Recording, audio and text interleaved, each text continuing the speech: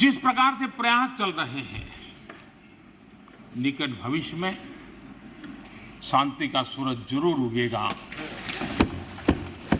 मणिपुर फिर एक बार नए आत्मविश्वास के साथ आगे बढ़ेगा।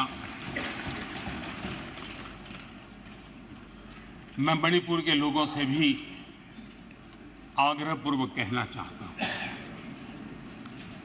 वहां की माताओं, बहनों, बेटियों से कहना चाहता हूं, देश आपके साथ है, ये सदन आपके साथ है। हम सब मिलकर के, कोई यहां हो या ना हो, हम सब मिलकर के इस चुनौती का समाधान निकालेंगे। वहां फिर से शांति की स्थापना होगी।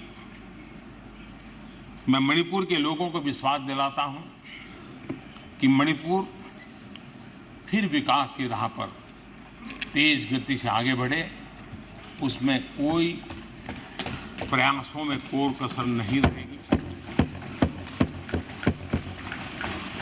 आदरणीय अध्यक्ष महोदय, यहाँ सदन में मां भारती के बारे में जो कहा गया है, उसने हर भारतीय की भावना को गहरी ठेस पहुंचाई।